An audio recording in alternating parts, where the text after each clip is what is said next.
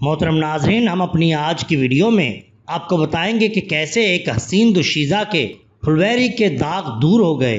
کرامات بابا فرید گنج شکر رحمۃ اللہ علیہ آپ کے سامنے پیش کریں گے، جو یقیناً آپ کے لیے دلچسپی کا باعث ہوں گی۔ ناظرین کرام، راحت القلوب میں ہے کہ ایک دن حضرت بابا صاحب رحمۃ اللہ علیہ اپنی مجلس میں تشریف فرما تھے کہ ایک بڑھیا آپ کی خدمت میں حاضر ہوئی۔ حضرت اس کے نزدیک تشریف لے گئے اور پوچھا، تیرا کیا حال ہے؟ بڑھیا نے عرض کی، یا حضرت، آج 20 سال کا عرصہ ہوتا ہے کہ میرا لڑکا گھر سے غائب ہو گیا ہے، معلوم نہیں کہ زندہ ہے یا مردہ۔ اس کی جدائی نے مجھے زندہ درگور کر رکھا ہے۔ بابا صاحب نے مراقبہ کیا اور تھوڑی دیر بعد سر اٹھا کر فرمایا، جا تیرا بیٹا گھر آ گیا ہے۔ بڑھیا خوش گھر کی طرف چل دی۔ ابھی گھر بھی نہ پہنچی تھی کہ اس کا فرزند اسے راستے میں ہی مل گیا۔ بڑھیا نے اسے گلے لگا لیا اور خوشی کے آنسو بہاتے ہوئے گھر لے گئی۔ پھر اس سے پوچھا کہ اتنا عرصہ تو کہاں رہا اور یہاں کیسے پہنچا؟ نوجوان نے بتایا کہ میں یہاں سے 1500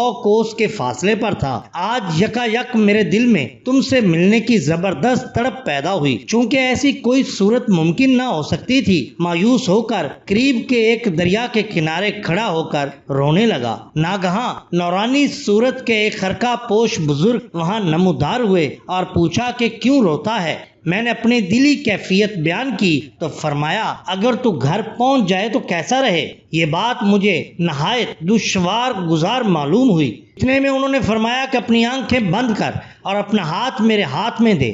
میں نے ان کے حکم کی تعمیل کی۔ تھوڑی دیر کے بعد آنکھیں کھولیں، اپنے آپ کو گھر کے دروازے پر پایا۔ بڑھیا سمجھ گئی کہ یہ بزرگ حضرت بابا صاحب ہی تھے۔ حضرت کی خدمت میں پہنچ کر قدم بوس ہوئی اور بے حد و حساب دعائیں دیں۔ اسی طرح بیان کیا جاتا ہے کہ ایک دن حسن قوال بابا صاحب کی خدمت میں حاضر ہوا اور عرض کیا کہ میری لڑکی کی شادی ہے، بہت خرچ اٹھے گا، کچھ عنایت فرمائیے کہ اس فرض سے بخوبی عہدہ براں ہو سکوں۔ حضرت نے فرمایا، میں ایک درویش ہوں اور مال دنیاوی کا درویشوں کے پاس کیا کام؟ حسن قوال نے اصرار کیا کہ آپ کچھ نہ کچھ ضرور عطا فرمائیے، میرے لیے وہی دنیا جہان کی دولت کے برابر ہوگا۔ ایک اینٹ آپ کے پاس پڑی تھی، بابا صاحب سرکار نے اس کی طرف اشارہ کر کے فرمایا، اچھا یہ اینٹ لے جاؤ۔ حسن قوال نے فوراً وہ اینٹ اٹھا لی۔ دیکھا تو وہ اینٹ سونے کی صورت اختیار کر چکی تھی۔ حضرت کو دعائیں دیتا ہوا گھر پہنچا اور نہایت دل جمعی سے بیٹی کی شادی کی۔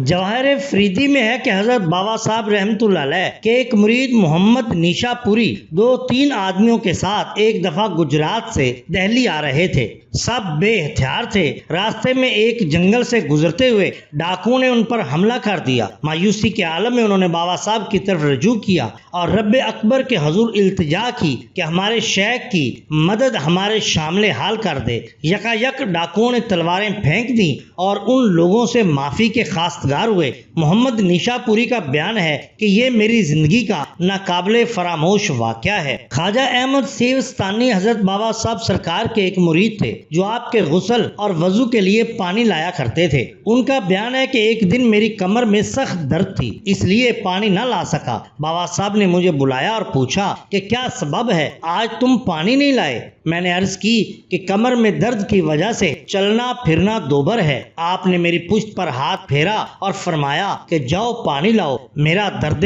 پشت یعنی کمر کا درد آنن فانن دور ہو گیا اور اس کے بعد میری کمر میں کبھی درد نہیں ہوا۔ اسی طرح بیان کیا جاتا ہے کہ ایک دفعہ حضرت بابا صاحب سرکار رحمۃ اللہ علیہ ملتان تشریف لے گئے اور خواجہ بہاؤالدین زکریہ رحمۃ اللہ علیہ کے ہاں مہمان ٹھہرے۔ خواجہ صاحب کے پاس ایک حسین کنیزہ تھی جس کے ماتھے پر برس کے بدنما داغ تھے۔